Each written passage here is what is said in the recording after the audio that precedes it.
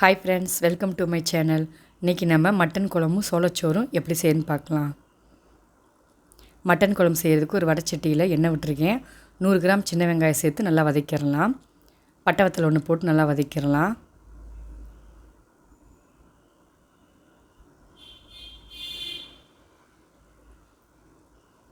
சீரகம் 1 ஸ்பூன், சோம்பு 1 ஸ்பூன், கசகசா 1/2 ஸ்பூன் போட்டு நல்லா வதக்கிடணும். மீடியம் சைஸ் தக்காளி 2 தக்காளி சேர்த்து நல்லா வதக்கிடணும்.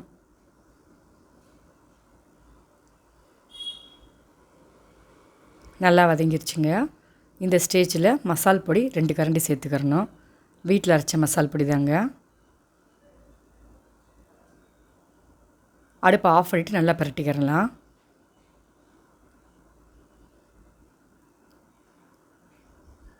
இப்போ ஆறுன மசாலோட ஒரு கைப்பிடி அளவுக்கு தேங்காய்ச்சல் எடுத்து அரைச்சிக்கிறலாம்.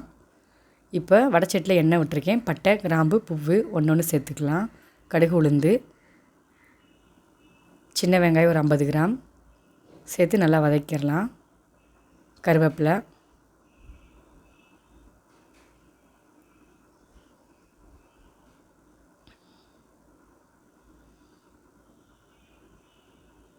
வதங்கிருச்சு. இந்த ஸ்டேஜில் நான் 1/2 கிலோ மட்டன் எடுத்து வச்சுருக்கேன், சேர்த்துக்கிறேன்.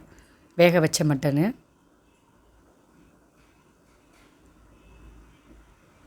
இப்போ நம்ம அரைச்ச மசாலாவை சேர்த்துக்கலாம்.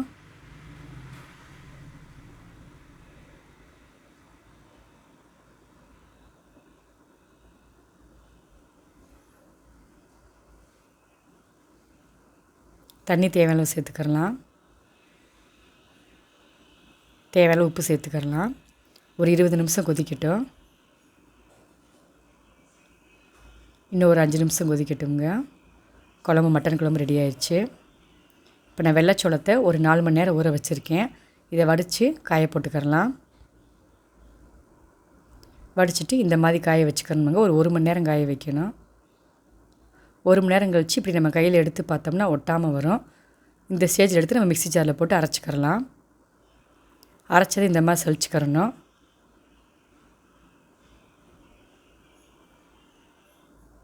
சலித்து இந்த மாதிரி அரிசி தனியாக, மாவு தனியாக எடுத்துக்கிறணும். மிக்ஸி ஜாரில் போட்டு அரைக்கும் போது சும்மா ஒரு 2 சுற்று விட்டால் போதுங்க. ரொம்ப வலுவலுன்னு அரைக்கக்கூடாது.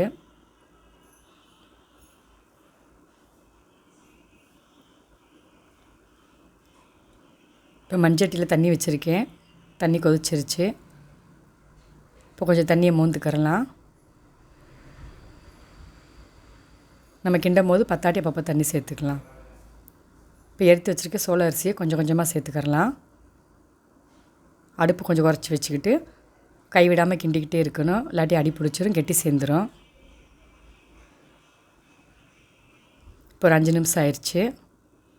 இந்த ஸ்டேஜில் உப்பு தேவையான அளவு சேர்த்துக்கிறலாம்.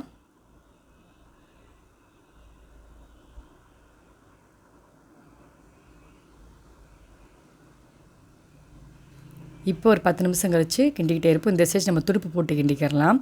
கரண்டி போட்டோம்னா நம்ம கை சுடுற மாதிரி இருக்கும். துடுப்புனா கையும் சுடாது, அடி பிடிக்காமே நல்லா வரும். இன்னும் கொஞ்சம் தண்ணியாக இருக்க மாதிரி இருக்குது. இன்னொரு 5 நிமிஷம் கிண்டலாம்.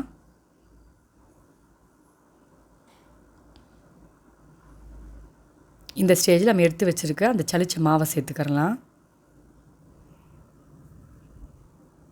மாவு போட்டு ஒரு 3 நிமிஷம் நல்லா கிண்டினா போதும். முந்தில் நல்லா விறகடுப்பு வச்சு நல்லா கவட்டையை காலில் கவிக்கிட்டு நல்லா கிண்டுவாங்க. இப்போ நம்ம கேஸ் அடுப்பில் வச்சுக்கின்றதெல்லாம் கொஞ்சம் கஷ்டமாக தான் இருக்கும். ஆனால் ஈஸியாக செஞ்சிடலாம்.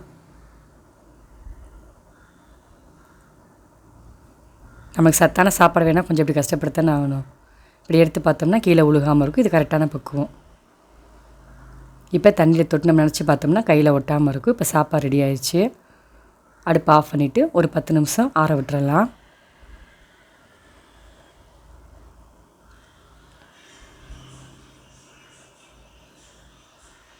இப்போ சுற்றி இருக்கிற நல்லா தண்ணியை தொட்டு நல்லா வலிச்சு விட்டுக்கிறலாம்.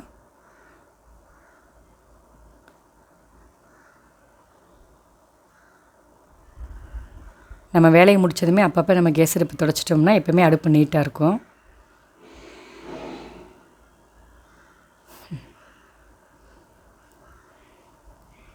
தண்ணியை வச்சு தொட்டு பார்ப்போம். சாப்பாடு ஒட்டாமல் இருக்கும் பாருங்க கையில். இதாங்க துடுப்பு. இதை வச்சுட்டு நான் கேப்பக்களி, கோதுமை களி, கம்மஞ்சோறு, சோளச்சோறுலாம் கிண்டுவேன். கிண்டுறதுக்கு ஈஸியாக இருக்கும்.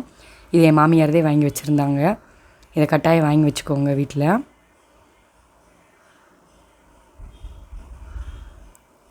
இப்போ உருண்டை நல்லா ஆறிடுச்சு. சோறு நம்ம நல்லா உருண்டை பிடிச்சிக்கலாம். கையில் லேசாக தண்ணியை தொட்டு இந்த மாதிரி எடுத்து நல்லா உருண்டை பிடிக்கணும்.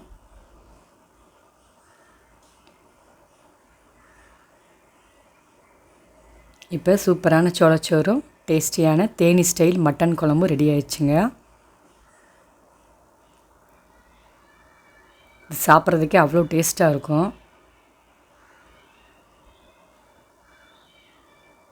இந்த மாதிரி ஒரு தடவை ட்ரை பண்ணி பாருங்கள். சோளத்தில் நம்மளுக்கு அதிகமாக இரும்பு சத்து இருக்கிற ரொம்ப நல்லது.